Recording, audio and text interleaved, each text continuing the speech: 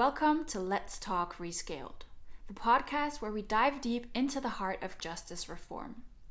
Hosted by Noa Shoshan and brought to you by RESCALED, a European movement dedicated to reshaping our approach to incarceration. In each episode, we explore the concept of detention houses instead of large prison institutions, shedding light on the voices, stories, and ideas that are transforming the landscape of justice across Europe and beyond. From policymakers to practitioners, advocates to academics, join us as we engage in insightful conversations with those on the front lines of systemic change. My name is Noah, and I have the honor of being your host. Welcome to the very first episode of the Let's Talk RESCALED podcast. This first episode is a little bit different because it's just me here to introduce you to RESCALED, to who we are and what we stand for. In future episodes, we will bring on guests who are at the heart of the movement, who will share their experiences, their challenges, and also their successes. But for today, I would like to start with the basics. What is the RESCALED movement and why does it matter? At its core, I would say RESCALED really is a European movement. What I mean by that is that RESCALED is made up of passionate individuals and organizations who believe in a better way to address injustice. We are proud to say that we have grown quite significantly in recent years, and that growth is very important for a movement. But how we grow matters just as much. RESCALED is not just an organization, it's a movement, it's a community where shared values drive both our professional and our personal connections. We discuss, we organize, we laugh together, and above all, we support each other, united by our mission and vision that one day societies are inclusive, safe, and sustainable. RESCALED doesn't just aim for inclusivity in our activities or our communication, but we believe that the people in the movement should really reflect the diversity of society itself. And I want to talk about our RESCALED members. So the activities of our RESCALED members differ quite a bit. Some manage detention houses, others are active in advocacy, some offer services to currently or formerly incarcerated people, and others are doing research. But we all share a common long-term mission: replacing large prison institutions with detention houses whenever deprivation of liberty is necessary. And as of this year, 2024, RESCALED has members in 17 countries. It's quite a list, but I will just briefly tell you which these 17 countries are. So that is Austria, Belgium, Croatia, the Czech Republic, Estonia, Finland, France, Germany, Italy, Ireland, Kosovo, Malta. Then we have the Netherlands, Norway, Portugal, Romania, and last but not least, Spain. So this broad reach across Europe to us also is a testament to the growing need for systemic change. Let me tell you a little bit more about how this started. So the founding moment of RESCALED was April of 2019. Then, for the first time, people from all across Europe actually came together to discuss detention houses. While small-scale detention facilities had existed for decades, what was new was the combination of three principles: small scale, differentiation, and community integration. Instead of widening the net of the criminal justice system and adding yet another concept for liberty deprivation, RESCALED started a movement with the mission to support the use of detention houses as a replacement for large prison institutions. And since that first meeting, RESCALED has grown significantly, as I mentioned earlier. We started with 5 founding member countries in 2019, expanded to 8 in 2022, and today in 2024, we do have members in those 17 European countries.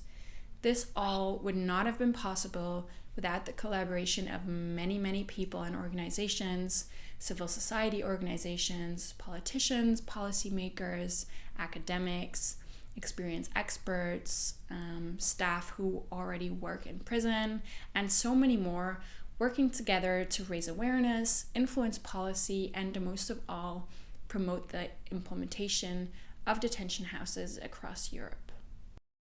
You might ask yourself, what makes detention houses so special? Let me break it down into 3 key principles.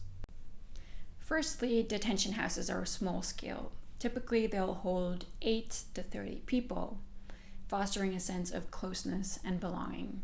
Here, it's not about numbers, it's about people. These small-scale facilities create an environment that's less bureaucratic and more personal, promoting safety and dynamic security. Living communally also means taking on responsibility, and this can help individuals navigate group dynamics and prepare for reintegration. Since detention houses are small scale, they're also more easily located within neighborhoods, which means they're more accessible for staff, for visitors, for NGOs, and making them especially welcoming, for example, for children and families. Then detention houses are also differentiated. So because they're smaller, they offer the flexibility to address individual needs. This includes comprehensive and personalized support services, activities, and programs. And high security measures, typically seen with large prison institutions, for example, are only necessary for few individuals.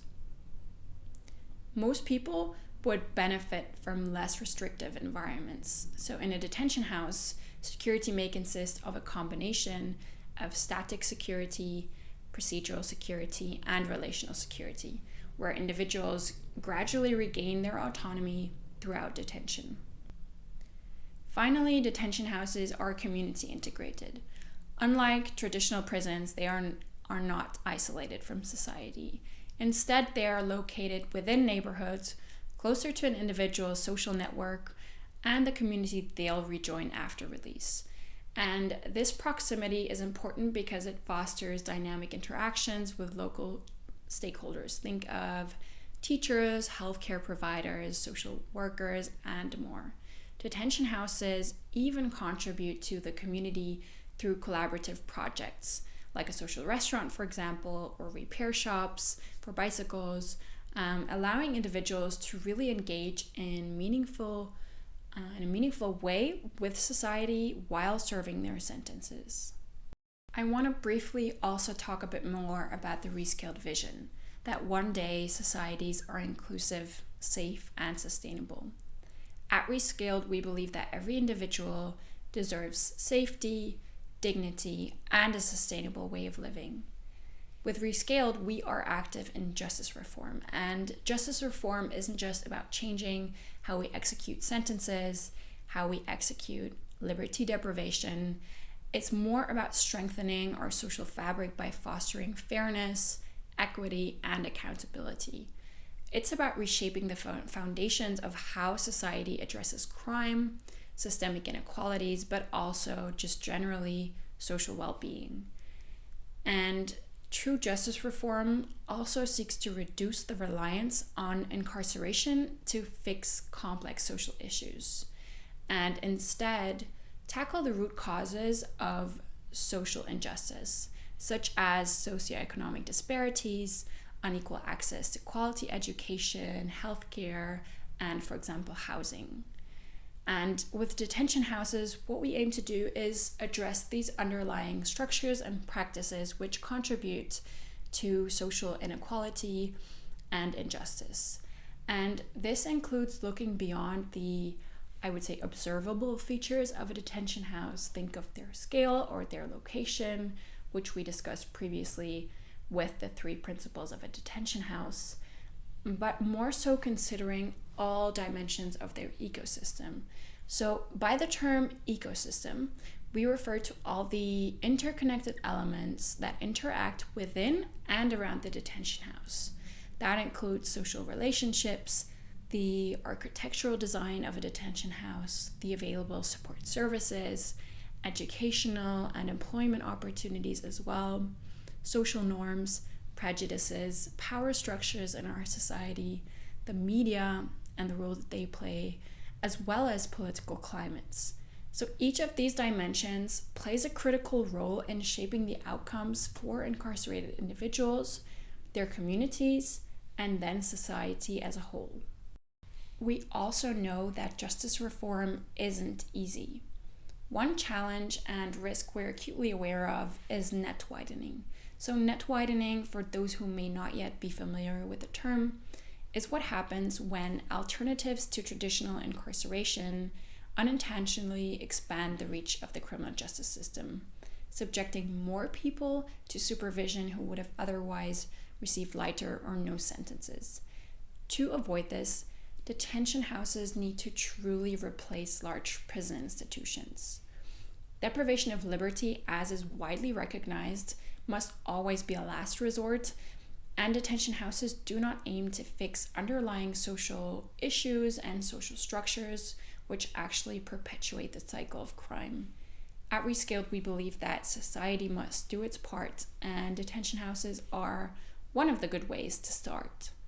So by adopting a comprehensive and systemic approach, we can help to ensure that the shift from large prison institutions to detention houses is a meaningful change, but also a sustainable one. This transformation requires us to consider all the interconnected elements and social systems that influence incarceration, from education to healthcare to economic structures. By addressing these shared responsibilities of social systems for incarcerated people and their power for change, that is what we do at RESCALED. We do it for justice reform. We do it for societies that are safe, inclusive, and sustainable. Societies where justice and equity are truly realized. Thanks for tuning in while we talked RESCALED.